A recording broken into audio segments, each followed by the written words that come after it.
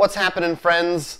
You're observing a brand new episode of the Roll for Crit podcast, the official podcast of rollforcrit.com. Watch, shop, play. I'm Jonathan Estes, and I'm Will Keeler, and it's been a fun week for us. Oh yeah, we've been playing games. We've been catching up on the news. We've been sleeping. Maybe not that last one as much. We're gonna give it all to you. Why don't we could use the top of the show to do a little schedule informing for people, because next week is PAX Unplugged. Indeed it is. So you will probably not see another normal podcast from us for a little while, because then Thanksgiving's also right after that. But you'll see a bunch of stuff from us out of PAX with interviews and impression videos. Who knows what we're going to see over there. So if you're going to PAX, there's still tickets. Let us know if there's something you're looking forward to, you want us to check out, or you want to say hi. Oh, we definitely would love to say hi to you guys. Yeah. So We're happy. hopefully see you there.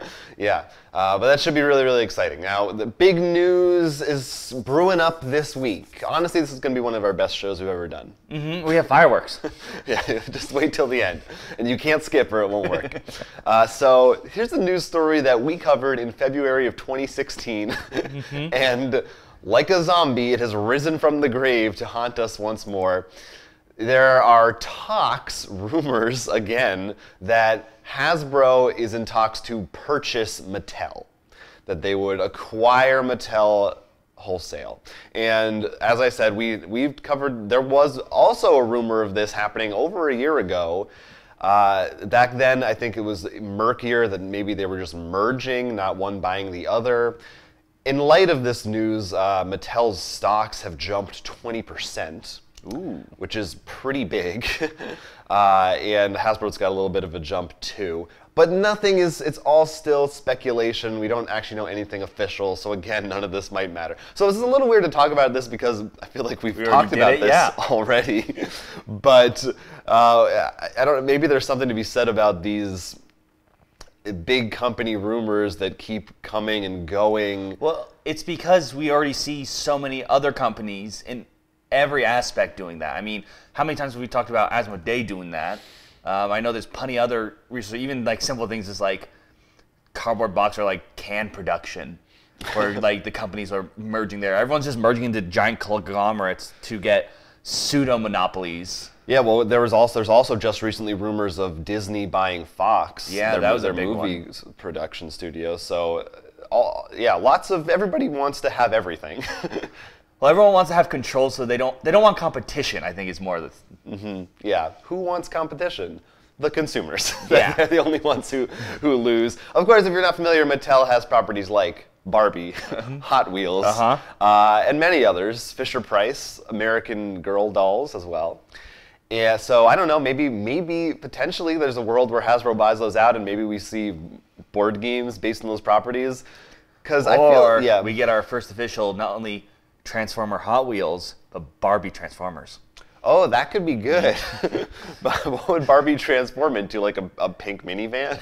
Who knows? Could be she has so many options. I don't know why I went minivan. Barbie's not like a mom. You probably, because I'm sure she's had like one of those giant pink minivans that you can transform it open into like a jacuzzi or something and stuff. So. Yeah, oh, that sounds cool.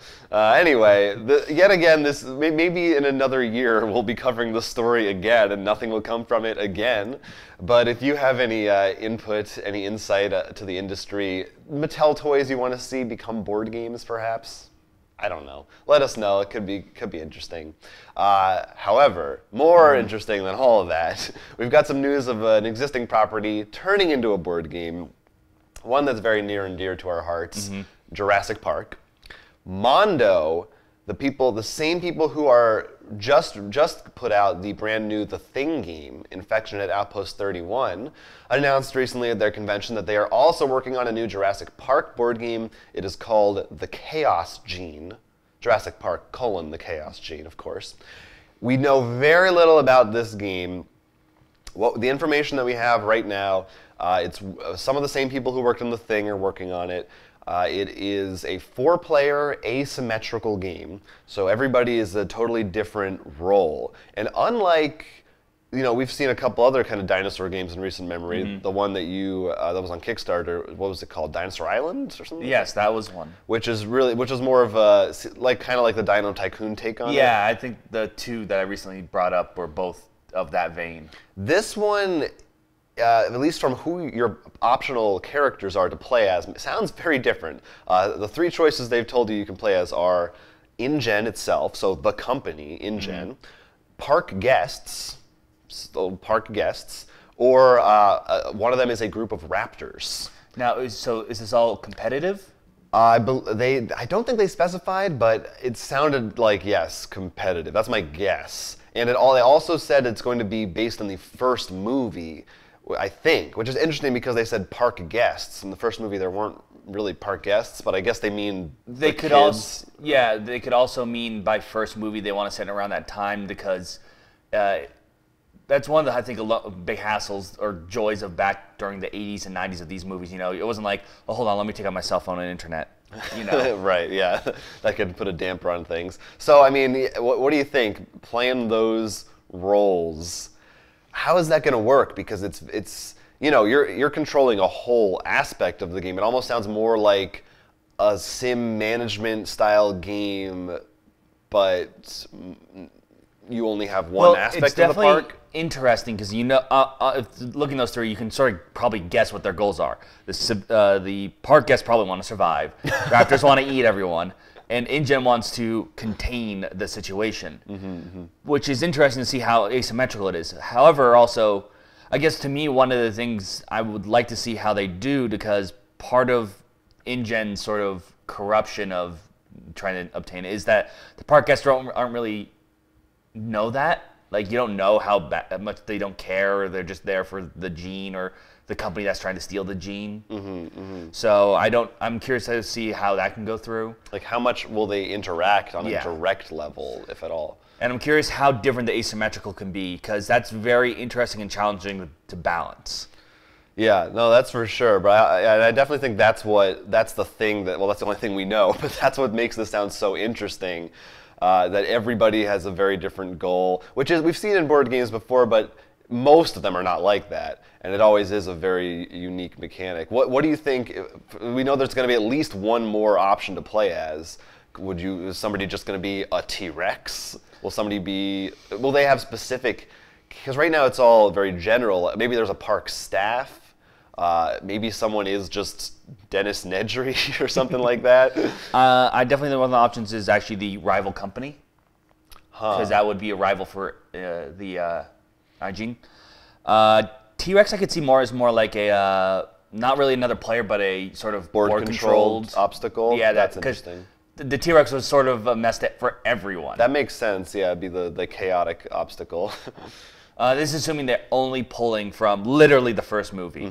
Because when you first told me the title, the Chaos Gene, the first thing that actually came to mind was this is really only in the toys. But they did a toy line where it was like, things went crazy. This is a raptor with Stegosaurus with like Archaeopteryx. Like you never had these awesome weird fusions and stuff. So that's the first thing that came to mind. So I'm wondering whether they just said that because it sounded cool, or maybe that's why they haven't revealed the fourth, because it's like mutated or something weird like that. Yeah, who knows? And there could be, they said it's 4 players, but maybe there's more than 4 options, which, although that seems like it would be really crazy, because if they're all asymmetrical, I don't know, that might be like an expansion. Possible. It's possible. Or maybe there's raptors or different kinds of dinosaurs that they all kind of play the same way, but they have just different stats or something like that. I mean, Cthulhu Wars is pretty asymmetrical. They all have different weird abilities and miniatures and figures that all react differently. So maybe it's something like that. Yeah, though I guess the way I was picturing it was much crazier, where you have a different board. Yeah, I think this makes more sense of being more different than Cthulhu Wars, but it is possible. We've seen it. So. Yeah. Well, it seems like it's really cool that Mondo is doing these games for, so far, 2 movies we really love from the 80s. So I wonder what they have in store for us next. I don't know. Yeah. The Goonies? E.T.? With only walkie-talkies. Yeah, with only walkie-talkies, no guns allowed. So Jurassic Park: The Chaos Gene looks really cool. Finally, one weird little news story. I don't know if you heard about this, but there's a service called Twitter. And they Never heard of it. Yeah, well, you use it to post. It's sort of like a blog, but smaller. Why? No one knows. Complete mystery. But they recently upped their character limit. Right, to 280. Yeah, to 280 from 140, which is a big deal, making waves across the whole internet. Believe it or not, it has had some small board game effect. Just kind of a fun, cute little thing. People have been using this improved character limit to actually play board games with each other over Twitter. So, as an example, chess. They create a grid of the chessboard with the pieces in place, and then, like you would do by mail back in the day, just tweet back and forth with your move and play chess. So it has just enough characters now to actually make the full board. Exactly, and so as far as I know, it's been done with chess, checkers, and there's also been a game of Connect 4 that has been played. It's kind of a cool, novel idea. I doubt that most people will want to play chess via Twitter. I'm sure there are better ways you could play chess online if you wanted to. I hope you're ready to play clips over Twitter. Yeah. I mean, I don't know. I think it would be kind of a cool experiment for someone to design a game almost like the way you have micro games, a Twitter game, just as a cool thing, the way you used to have, like mess around with ASCII art and on message boards that really there's no reason for it, but I don't know, it's neat. I mean, there's no reason you could not just do this over email or something like that instead, but it's public. Maybe there's a public aspect to it, like maybe the people that are replying or retweeting to it can affect the game somehow or something like that. I don't know. Post some. We're on Twitter at Roll4Crit, so if you want to play a chess game We're not good at chess. Yeah. So don't expect a challenge. If you want to challenge us, maybe start with checkers. I think tic-tac-toe is a good start. Yeah. Could you do Chinese checkers? Probably not. That's probably too. There's too much going on. Probably 1v1 is where you would keep this. All right, now, in terms of Kickstarters, there were a lot of really interesting Kickstarters this week. I actually had a tough time narrowing it down. But we have some really interesting and weird ones for you, I think. Very unusual Kickstarter picks that you're going to be interested to hear about. We're going to start with the more normal one that I was intrigued by. Yeah, this is, you found this one, Kids on Bikes. Kids on Bikes is a role-playing game very much inspired by, I would say, Stranger Things, but also all 80s games of that. I feel like we've been saying that actually pretty recently. You've been saying, like, based on, like, the 80s E.T., based on, like... The 80s are big. Oh, we're in the 80s Renaissance. As Michael Ian Black would say, I love the 80s. This also reminded, there's another RPG that came out not too long ago called Tales from the Loop, I think it's called, that was a similar kind of 80s vibe that has got great reception, looks really cool. So this is yet another one, Kids on Bikes. You can be any kind of kid set in the 80s, high school kids, Stranger Things, what have you. Take whatever movie you like, be that person. There's also an option for a character who has powers that's kind of group controlled. And one of the cool things about this game is that it's doing a thing that we've been enjoying lately and seen a lot, I feel, in RPGs, that it's meant to be a very simple, easy to get into, easy to play, mostly one-shot, I think, kind of scenario, easy to set up character creation. The way this system works is, depending on how strong each of your stats is, it gets a different type of die. So the thing that you're really great at is a 20-sided. Your worst stat is a D4. And that's how you determine what you roll. But if you roll the max on that die, no matter what, you get to roll again and add the numbers together. So there's a potential to combo and you could have like insane 400 if you're really lucky stats coming out. So that seemed like a cool, simple idea, and this stuff is all the rage. It goes for $20 for the soft cover, $10 for the PDF. If you like these kinds of things, why not? It came also from the designer of Dead of Winter, and they have all kinds of cool plans for guest modules to be written by people from like Marvel, one of the people who worked on Apocrypha, the card game. So very cool talent that's going on behind there. Now let's get into the weird 3D board games. Yeah, we're taking things up now. We're starting off with Mars Open. This is actually supposed to be a sort of golf game, I guess they say, but it doesn't actually use a golf ball. It's a dexterity game where the game, including the box that comes with a bunch of pieces. You sort of make courses that they suggest, I think 27, I think was the number. I can't remember exactly, but of course you can make your own. Okay. And they give you multiple, so you can play by yourself or with others, like little discs you actually flick. Like if you remember the old paper footballs people used to fold and flick. And to actually try to make it into the hole with as few flicks as possible. So to me, it looked like this sort of bright, colorful, just fun sort of play with other people, like flicking dexterity game. Yeah. How detailed can you get? How creative can you be with making those? Well, they came a whole bunch of things, but they showed like one was actually someone put it on a different level, like a chair, and they started off on a bookshelf. And some of these things can actually curve, like the way you flick it and stuff, because the way it's folded in design. So you actually can be like, all right, if I can flick it here really fast, and maybe you can do some crazy stuff by putting a fan in if you want to be really weird. Oh man, basically design your own mini golf course. So that's what I thought. It'd be fun. That allows your own creativity, and then you can challenge your friends to be like, all right, I've been able to make this in 5 hits. See if you can do less. Yeah, I really like the concept behind this one. Anytime you have 3D cardboard, at first I thought it was like using the inside of the box. But I guess it's sort of not that. It is that too. Oh, you can. I think that's the whole actually. Is the inside of the box. Okay. But then you can do whatever you want. Yeah. Which I really like that aspect. That one goes for $24, which is not expensive at all for a fun little dexterity game. And you have another one. This one goes a bit higher. Yeah, a little bit. Mountaineers was actually at Gen Con. Some of you may have seen it if you were there. It's pretty much a climbing game. You play as climbers, but it's not just about getting to the top. That's not really the goal. You actually are given like ticket to ride, like paths or challenges to do, like reach the highest rock spot or the forest spot or climb for this way. And you can actually put in markers to sort of block opponents and also mark and show you did it. As well as you get supplies to get better gear that let you go through the forest better. Of course, events may happen like weather, a cougar sighting, so you can't go through forest because you might get attacked. So all this fun, of course, this amazing giant mountain, sort of the reminiscent of the old style of like when we talk about like Fireball Island and stuff.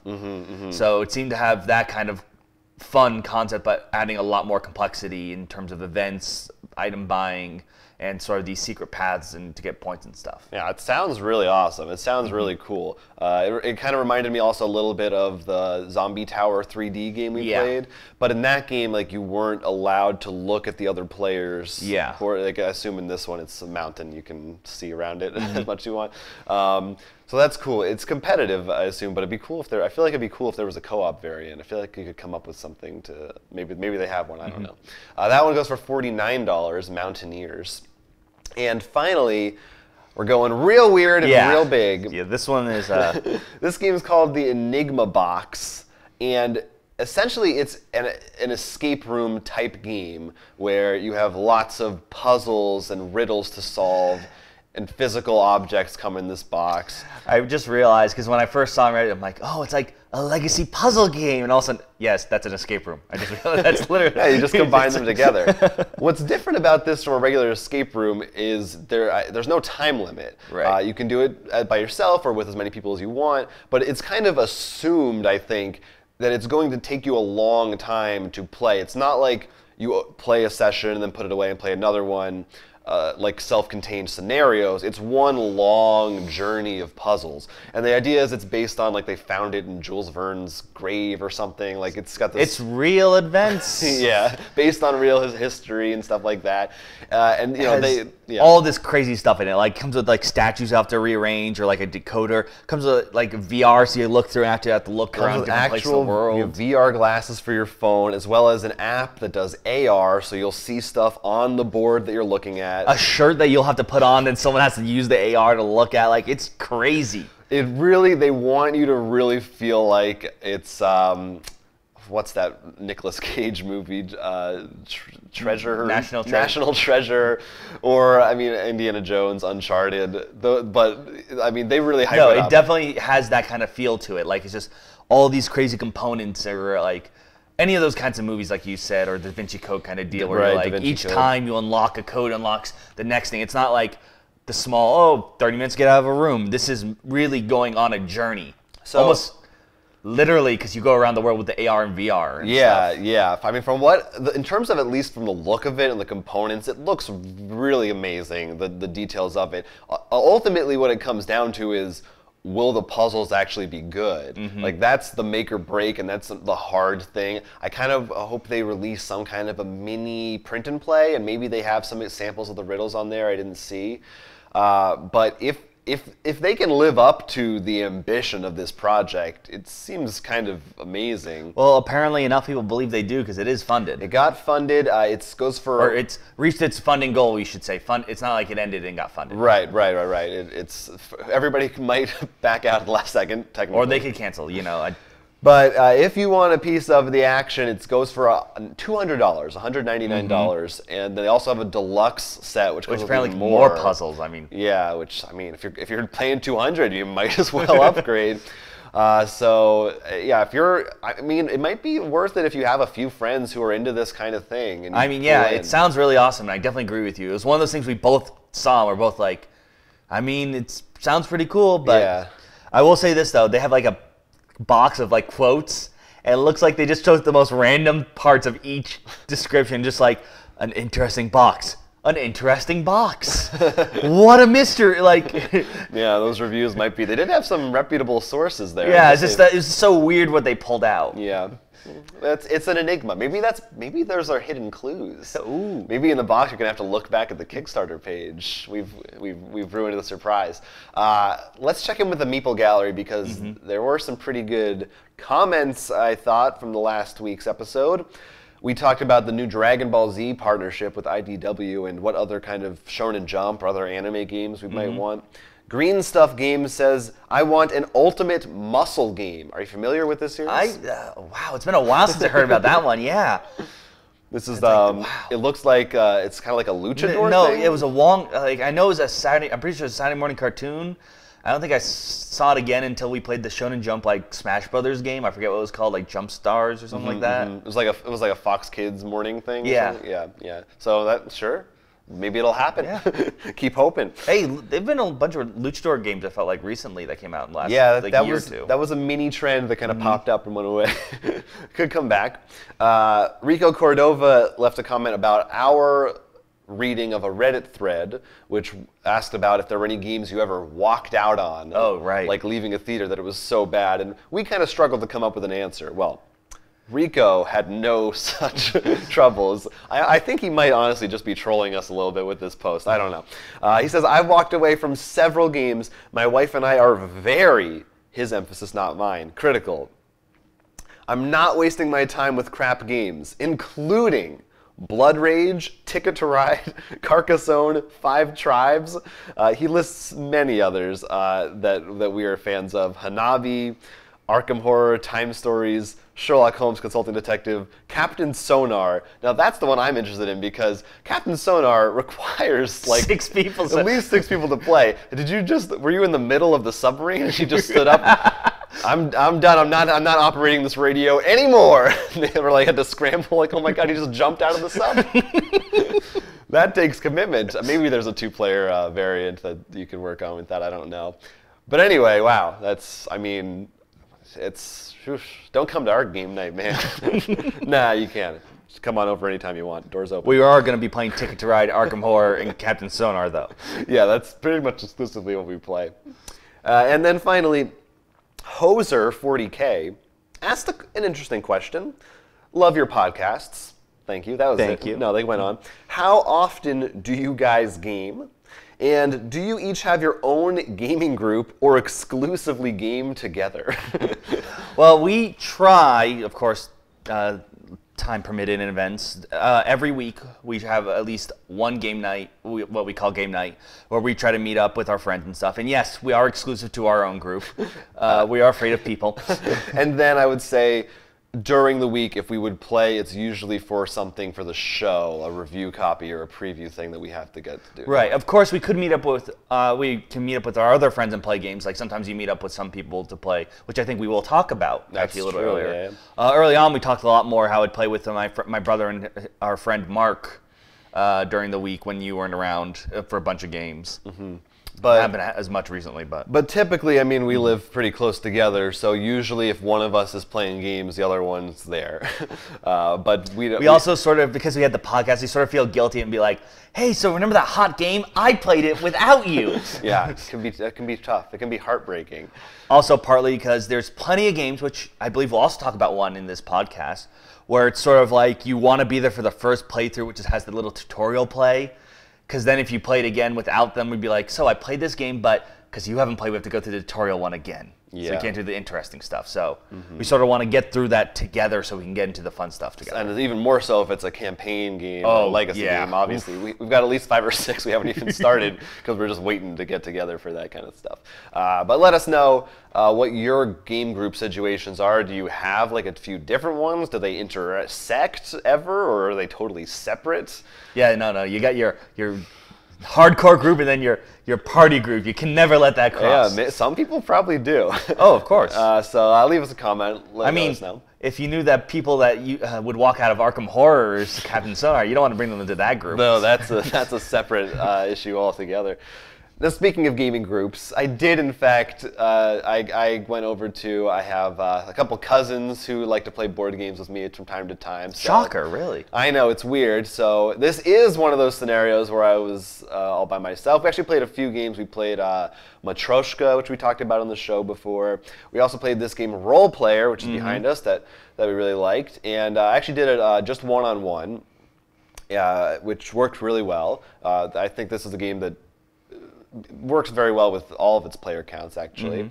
This is a game where you're designing your character for a role-playing game with dice. So you're rolling the dice and you're trying to get a certain number in each stat. Yes, it's sort of one of those dice collection games. I believe we talked about on the show before. We have. As you can sort of guess from the cover, it's based on more of a fantasy theme. And that's really cool because you'll get like a random race and class. So you have to be like, all right, because I'm a dragonborn, which you were, and I think you were a ranger? I was a ranger. So like you need specific ones, but if you were a warrior, you'd want a different collection instead. Yeah, and you've played before. Go look at our video. We really like the game. It's very fun. I thought the play that I had last night was interesting. It was 2 nights ago. It's whenever you're watching this, you don't care. Because for me, it was pretty, like you said, I was Dragonborn Ranger. I had a pretty standard kind of layout. My cousin who I was playing against, he was a monk, and his ability was, so normally during the game you can buy from the marketplace. If you don't want anything from the marketplace or you can't afford it, you can instead discard a card and you get 2 gold for it. His power was, every time he did that, he also got to use one of his attributes, which normally you only get to use when you place a die in that attribute row, and if that row is filled, you can't use that power anymore. Right. So he had we both thought, a very strong ability to be able to, whenever he wanted to, do that, and he was using it almost every turn. So the way it ended up, he also got like another card that benefited him from discarding. So what ended up happening was he had a pile of gold because he kept discarding but rarely ever bought anything. And it seemed like it was working really well because every turn he had all these, so many options, because if you're able to use one of your attributes, you're able to manipulate your dice far more, whereas I had a much simpler time, which I was happy about, of just, I know what I'm going to do and I'm okay. But it ended up, well, 2 things gave me the win. One, I think he just didn't buy enough. I had some good bonuses from armor and stuff like that. The other thing, when he looked away, you messed with his dice. Yeah, the other thing was I cheated. No, I actually think it came down to just luck, in that I had 5 green dice, and that was my color, and you get an extra point for each die of your color at the end of the game. He only had like 1 of his color. But maybe if he was paying more attention, he could have tried to take those from me so I didn't get the green ones. Because I honestly wasn't even going for that, but that gave me a big boost. But it was fairly close. I think the final score was like 34-27 or something like that. Anyway, so that was cool that they had another. And of course he asked, like, he just thought it was so funny. Like, so there's no, like that, the whole game is just making your character, and then do you get to fight something at the end? I was like, not yet. But there is an expansion coming out, so. That's the expansion coming out next year, so. No, there is this sort of, I'll say it's fun. It's like, it's not the actual game that we're used to like this. It's the almost mechanics around making the character, or like Millennium Blades is the not actually really playing the card game as much. It's the collecting and the selling and the marketplace that's around it. Yeah, taking a small aspect and blowing it up into a full game. Right. Like I don't. There might be some board games on it. I can't think of any off the top of my head. I'm sure. Please say if there are. But I know in the Steam marketplace, there's a lot of games that are like, you're actually the guy who runs the stores for RPGs. Well, that's the one I backed, the King's Guild. Right. That's coming out. That's gonna have. So that's like another thing, and it's almost a fun commentary on like it's not just an NPC. There's this whole thing, which is I think a very fun. It's cool. It's basically when we've run out of genres, you take one aspect of a genre and blow it up. Now, two other real exciting games we played. First one, the Attack on Titan game, The Last Stand. And we've both played it at a little bit of conventions. Had you played this actual copy before? No, I waited until... So it was our first time playing the full game. Yeah, I wanted to have a good number of people. Just as you can sort of see, it's a 1v all, and because of that, as you can see sort of on the cover, I don't know if it's intentional or not, I sort of wanted to have at least 4 people to play with. Or I guess 4 including me. So like you have a good number of the, what do they call them? Hunters or people who fight titans. Yeah. If you didn't know, it's based on the anime Attack on Titan. Right. I played as the Titan. Yep. And we were all the humans with our others. Little cool jetpack things, grappling hook things, jumping around trying to attack him. And it's a dice rolling, as you said, press your luck game. And like our Kickstarters, it's 3D. Yes, that's right. Big 3D, very cool to look at, very, very enticing and fun to jump around the board. So it was really interesting to play. It's simple. It's a dice rolling game. Every turn, everybody gets to roll their dice, and you can re-roll them as much as you want to get the faces you want. But if you roll a Titan face, you keep it. I get it, which triggers my powers. So it's a press your luck game, which is really fun. And the Titan, on the other hand, will be playing 2 cards, which you can counter in essence, but you only know one of them. So it becomes this fun little, like, how many dice, I really want to deal more damage to the Titan, but I should have more defensive dice for whatever cards he could be throwing our way. Right, yeah. There's a lot of communication about, oh, which dice do you have? What should I use? Should I keep this? Should I re-roll this? I don't know. Is it too risky to re-roll it? And what we really saw, which is really interesting and fun, is it definitely comes to almost, it's a race, which becomes very scary for the hunters at the end for pressing your luck. Because your win condition is to get me to like the last 3 health bars and get to the final kill tactic. While mine, I have to either kill one of you, destroy all the cannons, or eat all the citizens. Now, I won this game by eating all the citizens because both of us underestimated how quickly I could eat citizens. And how you do that is based on how many dice you get each round. Or cards. Or cards that you Yeah, well, and that was just for my Titan. I played as the basic Titan. This actually allows for 3 other Titans. I think it's Destructive, Deviant, and I forget what the last one's called. But so if you knew the game, which is also would be cool, it'd be like, all right, if he's playing the Destructive Titan, we know he's going to go for maybe a cannon win, I think. I'm just guessing by the name Destructive. So, like, depending on the Titan I'm playing as, you may play differently. Yeah, and there were lots of different player characters too. We just kind of picked randomly what seemed good, but I'm sure if you were better at the game, you might be like, oh, this guy's the best, and he really combos with this person's ability, et cetera, et cetera. Our game was really swingy, which was interesting because in the beginning, first of all, it's a quick game. The box says 30 minutes, and for once, I think that's actually accurate. In the beginning, we really were all like, "Wow, we've won! We were killing this Titan. We feel bad for you." And then next thing you know, I just like a thing of popcorn. I just grab all the sins and just eat yeah, it was literally the next turn. We were like, "Never mind, we are doomed." Which. I think if that's your first play experience, some people could be a little disappointed by that because it doesn't feel as exciting. But because it's such a quick game, I honestly would have just played another round. I would have definitely been up for it. I wanted to experience, I wanted to try again. I definitely, because we reviewed earlier the Attack on Titan deck building game, which I thought was all right. It was very difficult, so maybe up your alley if you like that. This, I think, was a lot more fun. In the lighter sense, so maybe that can turn you off a bit. But I think it's much better if you knew someone who liked the show, but wasn't in the board games, this is definitely one to get. First of all, the 3D stand is going to attract everyone's attention when that hits the table. Instead of having just a flat board, to have the Titan standing up there where you're jumping around is awesome. And the idea of the 1v all actually was really fun because it's a press your luck and there isn't like, all right, Jonathan's taking his turn. It really was their group's rolling and it's deciding. And the Titan is just smiling, sitting back, because the more they're pushing their luck, the more chances you're going to get more rolls. So you're just smiling there. Well, how did you because in a lot of 1v all games, I feel sometimes the one isn't as fun, or either people really only want to be the one. Like sometimes one side seems more fun to people than the other. Did you think the Titan was a good balance? Well, a lot of the 1v-alls I can think of are much longer.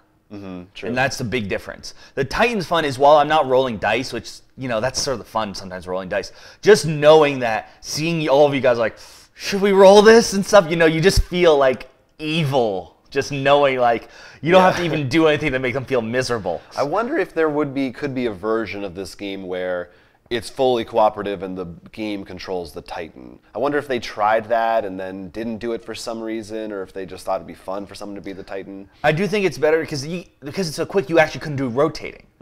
And because there's the 4 different Titan aspects, you can actually think like, oh, we need to strategize like this more, or like this. And with the different characters as well, like I believe yours, the dodge symbol, which is the wire and the hook, was a wild. Yeah, which was great. Made me very versatile. Right, and it's definitely and because, sure, it swung so fast and lost, and that might turn people off. Because it's so quick, you could be like, all right, from now on we know, basic Titan. The tactic cards are pretty much, there's a deck called the Tactics, we should have brought this up, pretty much what you're trying to do. It's a plan that you should, blind me, the final kill shot, whatever. One of them is to gain more citizens back. So that might be we need to have that ready to go or something. Right, yeah, there is definitely it's a simple game, but I think it's really good and allows people to play almost I want to say when you play something this is definitely stretching, but with Monster Hunter or Dark Souls, where you need to almost memorize the attack moves. You need to memorize that deck and know okay, we need to get this thing going and some. And I think it's only $20, $30 to buy this game too, there's not a ton in it. I got a damaged copy, so I don't. But it's light, it's cheap.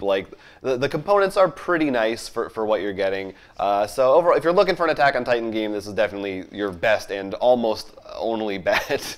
Well, no, there's the deck building game. That's why. Yeah, if you really love, but I think if this one stands out more, both figuratively and literally. Yes. If you don't have enough players, go to your local game shop. If they let you bring games and play, just set this up. People will come to your table. Yeah, a great game if you're a retailer to just demo too, because it's so quick and easy. I don't know, not that will apply to most people. So that's Attack on Titan: The Last Stand. And before we get to our next new one, we also played another chapter in the Arkham Horror card game. Oh, that's right. Which we don't have an image for, mostly because we don't want to spoil too much, and we've talked about it before. Was a lot of fun. We're still going through the Dunwich Legacy, because it's, once again, like any of those games where it's hard to get all the people in this room together. But we had a lot of fun with you. We thought you were going to kill a monster, and said it turned out you didn't. I ended up going down a path that had no relevance to anything. But we got to explore. It was a lot of fun. And once again, we swung. We did something we were like, oh, we're so far ahead, we're good. And then the deck's like, no, you're not. Yeah. You can never, in any game with Arkham in the title, really any cooperative game, never feel comfortable that you're safe. Yeah. Something bad is always coming. Plan for the worst. Speaking of which, we played this very, very popular title, Spirit Island. Real hotness of this year from Greater Than Games. Finally got the chance to check it out. It's fully cooperative. You're all spirits, and you are trying to push the evil invaders out of your island who are building and conquering. Yes. And protect the natives that live there already. Protect the island, I think it would be more of a... Yeah, but the natives are kind of helping. They're on your side. Oh, yeah, they're on your side. So interpret it as you will. It's how to describe this game? It's cooperative. It's sort of got like a little pandemic DNA in it. You are, every turn, playing cards that you have to pay for with energy that will let you move pieces around on the board, either the people, or you're also moving your own tokens that determine which areas you can influence? It definitely has a lot. The problem is it has a lot of components and parts to it. I almost want to say in some ways, because unlike Pandemic, which is literally very, I won't say abstract, just cubes. This is almost like, I want to call it like you're fighting against a 4X game. Like, yeah. Because the settlers are gonna they're gonna expand, they're gonna explore, they're gonna build, they're gonna attack, and then that will hurt your own villages. So yeah, it does sort of feel like they're playing a game and you're trying to stop them, which is interesting. Normally this game would be the opposite, is you would be the settlers and the spirits would be fighting you. So I really like that twist. You're also like creating fear, which helps you. Ultimately, your goal is to destroy, depending on how well you do with fear. Yeah. So in this game, they actually give you like, you should probably follow these rules for your first time. Now, most times when we see that, we're like, no, we can handle that. We can go to the advanced things. This is not one you can do that, which is a good thing because there's so much interesting things going on. Yeah, my first reaction was, it's such a common complaint and problem in co-op games is the alpha gamer, right? Where one person can quarterback and tell everybody what to do. This game, some games solve that problem by your hands are hidden or something like that, so no one person can't just look at everything. This game solved that problem by making the game just so complicated that one person couldn't possibly figure it all out. It's not like some puzzle you can solve. There's so many variables and so many possible actions you can take that you're always discussing. You have to be like, all right, we know that these guys need to be pushed. Can you do something about it? And you're like, yeah, I have these things, but I might be able to generate fear. I'm like, wait, okay, if you generate the fear, then like everyone goes back and forth with their... And depending on the, which order you do it in too, it never feels like there's an optimal solution. There's always like at least 3 paths that might be the best or the worst choice, which is great because you never feel like, oh, I figured it out or it's impossible. There's always a lot that you can do. And what's also really cool is that each spirit you can choose to be, including the basic ones, really sort of like make you think in a certain way. Like the spirit you chose was the Shadow of Fire, I think, or something like that. Shadow flickers like flame. Yeah, they have cool names. Yeah, they have these really awesome names. And so your whole thing is like, you're like, okay, I can pretty much have my presence anywhere on the board or use these villagers, and then I can spread fear everywhere. So that's how all of a sudden you're starting thinking and working. When mine was this slow earth build guy, the earth spear, I forget his name. But so my thing was, if I have a ritual site, or a sacred site, it defends. So I'm like, okay, I actually want to be, and I told you guys, push enemies to me, because I can actually defend them. Right. So like, it was this whole thing we're thinking like, oh, okay, you can do more pushing, you can scare more. And as you generate fear, what that actually does is it changes your victory condition. When the game starts, you have to win by killing everything. They have explorers, towns, cities. But as you generate more fear, first of all, they give you rewards, these cards. And then if you generate enough cards, you also get different rewards, like only destroying towns and cities. And then we got to destroying only cities, which is how we won. Which is, I think, for most players, especially for your first game, how you're gonna win, because the board can get overrun pretty fast. So only having to kill the one type really helps. And what's also really fun is because it's also complicated, you start thinking less about like, I think in some games when like I can, or even like some other, like when I play easy, like the other like 4E expansion, like I want to win everywhere. In this, you're not thinking that. You're thinking, okay, guys, we just need to at least sequester, or get like if we can at least just clear the 2 to 3 wetlands, that will save us so much time next round. Yeah, the strategies are very interesting. The fact that you can see a little bit of what's coming up lets you be able to plan in advance, which you have to or you'll lose. Another mechanic I really like that reminds me of games like Scythe and Terra Mystica, and I guess Eclipse kind of the same way, where your board has covered up these slots, and when you take a piece and add it to the board, you'll get a reward for it, so you generate more energy or you get to play more cards each round. Which becomes interesting. I mean, especially for me, I don't know about yours, but a lot of times my guy was slow, so like every time I remove one, it would be the same number. It'd be like 1, 1, 2, 2. Right, whereas my guy had bigger jumps. Right. So a lot for me was like, do I want to get that energy so I can play more of my big cards? Because I start off with some pretty high costing cards. Or do I want to do this? And then it becomes really fun because then I'd be like, all right, I'm going to just push this guy over there so it gets out of there. And then you're like, oh, can you do that? Because then I can nuke that spot. Yeah. It becomes so fun when you're talking with each other. It really... There are just so many strategies to explore. And we were using, as you said, the basic setup. Like there are things that you actually, it actually says in the book, there's a little lore, where you can actually make the invaders like England or like, I think it's Sweden were the two it comes with, which has their own personalities. Yeah, and I'm sure they're going to have expansions for this with new spirits you can play as. So well, one expansion already is out. Oh, really? Yeah. What do I know? Branch and Claw, I believe. And there are 2 promos that were from the Kickstarter. They work quick. Supposedly, they're currently out of print on their own store. You could have bought them from their store. I looked this up because after playing this, I'm like, okay, I want to get everything. These 2 spirits apparently will be reprinted sometime next year and possibly sold on the Board Game Geek store. Right, I'm sure most things go there. Yeah, so really cool. There's a reason why this game sold out. Yeah. This definitely, I think, when we do our lists of 2017 best games, I would be shocked if this doesn't make on at least one of our lists. I will remain stone-faced and give you no indication as to how much I liked the game. But I did like it a good amount. Definitely a good cooperative game. I really want to play it again, if for no other reason, because I was pretty tired when we played it, and my brain really hurt, and especially towards the end. The thing is, I think you were doing most of the strategizing just because I was like, you would say a million things, and I'd just be like, yes, I'm tired. The thing is, from me, I feel like I was saying stuff, and then you guys were like, oh no, we can do this. So you didn't feel tired to me. I guess the difference is, I felt like you were more aware of what we had, whereas I was very much, here's what I can do, please tell me which one works for you. I think what I think I'd do would be like, guys, can we possibly get these guys out wetlands? And then you'd be like, all right, I can push this in the wetland. I'd be like, can you do damage? And you'd be like, yeah, I can do that too. So that's why I said I couldn't alpha game it. No, you couldn't alpha game it, but I would be more happy you were there. I was just like, I think it would become more like when you really see people take turns. Like I was really, because honestly, I was so slow, my actions are more defending. So I was very passive, I guess, with my powers. Mm-hmm. So for me, it'd be more like, I knew like looking 2 turns ahead when you'd be like, okay, just tell me where the problems areas are. I didn't know how you're going to do it. Like, because another fun thing is cards have elements which trigger special abilities for your spirit.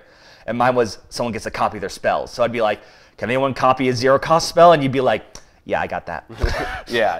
There's a lot. I mean, there's honestly like at least 5 other things we didn't even mention because there's just so much going on in this game. But if you haven't heard about Spirit Island, check it out. It definitely gets a recommendation from us. Yeah, we did, by the way, with 3 people. It does different board sizes too with more or less players.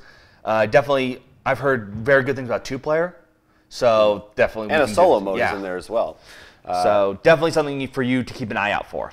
If you have played Spirit Island or any of the other games that we talked about on the show, we want to hear about it. Leave a comment right here on YouTube relating to something we discussed today or anything that has to do with board games or card games or And of course, subscribe because then we'll probably talk about it on later shows. Yes, and that's how you can get in your YouTube feed all our new videos. You don't want to miss out on all the PAX Unplugged videos we're going to have coming out next week. And of course, if you want to possibly talk to us in other places or play chess with us, you can reach us on Twitter @RollForCrit, as well as Instagram, Facebook, and in your Thanksgiving turkey. You got to check there. If your turkey's not ready yet, you can find us at rollforcrit.com, where we, again, have all these videos, plus board games for sale, lots on sale right now leading up to Black Friday and the Christmas rush. So check it out. We're adding pretty much items almost every day. So great prices, as well as a bunch of new stuff coming in very shortly. Check them out, my friends. Until our next show, we'll see you at PAX Unplugged. I'm Jonathan Estes. And I'm Will Keeler, and this has been Roll for Crit.